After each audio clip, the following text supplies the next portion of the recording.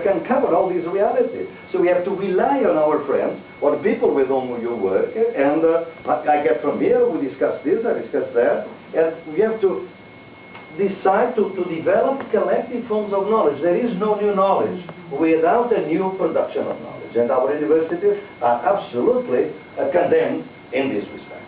Because I think that as long as you don't build the entire university within the universities, we are going on for many, many decades doing this. Of course, we have to do this, but at least we can denounce it in a sense that it's more collective.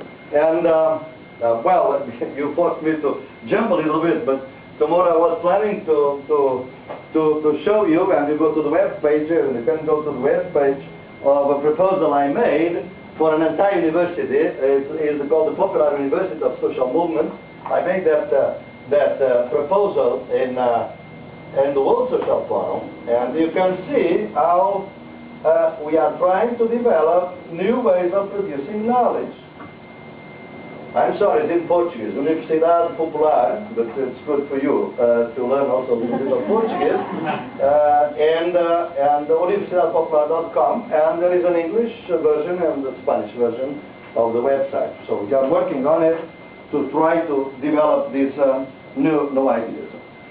Okay, so granted, that's absolutely granted and excellent point. So what we have to do from here is try to develop, in fact, new forms of intercultural translation that, in fact, they may be incommensurate. Let's say, but as I say, there is a politics behind that.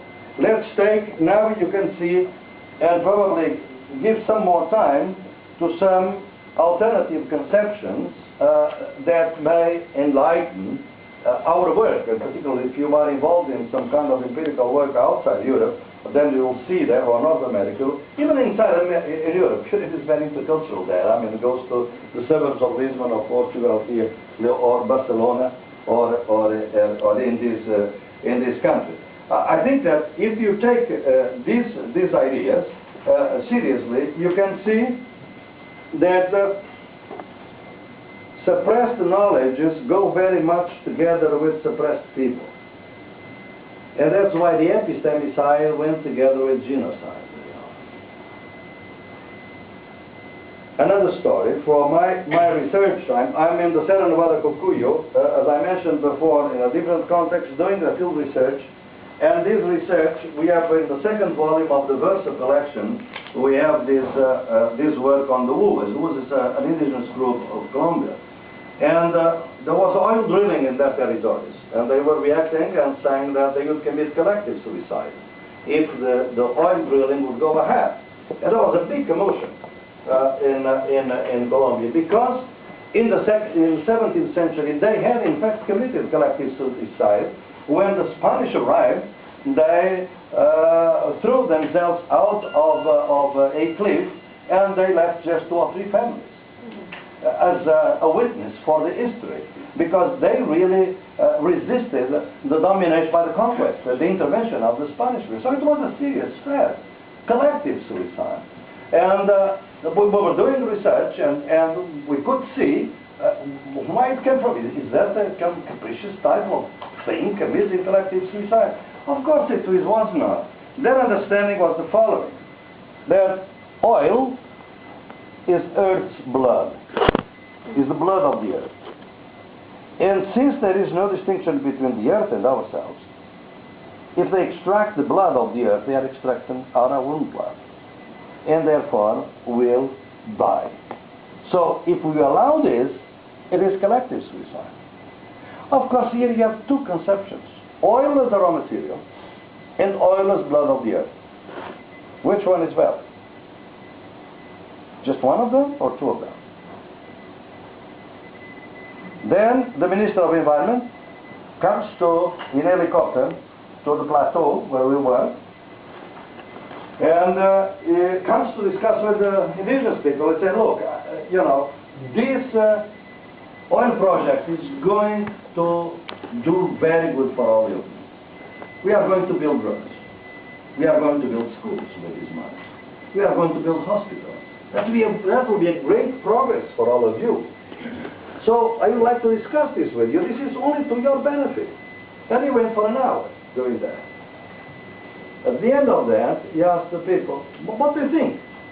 Well, the people were the titans are the chiefs. The wise people of the tribe, the group, were all around him. There was some 50 people. And there was a deep silence. Nobody said anything. The minister looked at his secretary and said, did I commit a mistake? Because after all, I'm promising everything to these guys. How do they not respond? I said, well, wait a minute. And I said, well, what do you think? And people said, nothing. And the guy was getting nervous. And the Titus, one of the oldest Titus there, just raised his hand and said, yes, Minister, we have listened very respectfully to you, but we cannot answer you about this project without consulting our ancestors. So the minister said, look, the ancestors are dead. They're not here. Why do you have to decide yourselves? They said, no, the ancestors are here. See, different conceptions of time and temporality. The living and the dead in the Western culture is one thing. The non-Western culture is a different thing. The dead were there. The ancestors, the spirits of the ancestors were there. Then the minister, a little bit cynical, said, well, then consult them.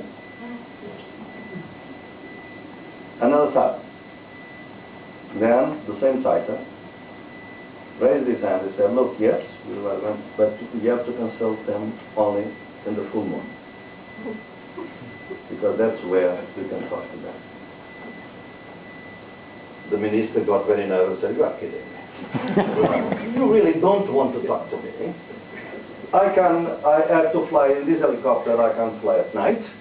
I have to go back to Bogota. And you just don't want to talk to me. And he left. The following day, newspapers in Bogota, of course, big headlines, because it was a big case at the time, said the indigenous people refused to talk to the minister. That was the reading in Bogota. They did refuse to talk. They wanted to talk in their own terms, according to their culture. Because we know that the spirits in that culture cannot be called upon to bring their wisdom to the case. In some people can call them, and in certain occasions. It so happens that for the Wua people is the full moon, and there was no full moon there. So they want to talk to him, but in their own terms, but they could not understand that. And they left. So, incommensurability, of course the minister could have said, well then, when do you think you can consult them? Well, in the full moon then, I'll come back. There could be an equal alternative, but there was a political project there. Is to go ahead as soon as possible with the oil drilling project. I mean, there was in fact contracts with multinationals. In this case, is an American multinational, Occidental, and they have deadlines. So if the government will not start the oil drilling, there will be penalties. And if we think that this takes place on there, look at what is happening in Greece and probably tomorrow in Portugal. I mean, the small print of the contract is precisely the same. So it favors them systematically. So you can see that in all these cases, what we have is the possibility that the communication is broken down because there is no respect for the other alternative, because there is a political project behind that. So this, in my view, is crucial to understand that, because once you are outside a given conflict, you may find other ways of trying to get to an understanding. And the best examples come from philosophy. Olera Oruka is a great Kenyan philosopher, died recently. And what he did was to try to make a systematic comparison between Western philosophy and the concept of African sagacity, sagesse. And he went around Kenya and other countries trying to talk to the wise people. I have some excerpts in one of the, in the Abyss of Thinking Peace, trying to understand their wisdom and to try to see whether out of that wisdom he could see the comparisons with the, you know, erudite high culture philosophy that he had learned in the West, and developed a whole project of knowledge of comparison between African sagacity and Western philosophy. Of course, it's difficult at the beginning because we are talking between the high-powered philosophers, you know, side by side with illiterate people, barefoot people that live in the villages. But do they have wisdom? Well, I think so.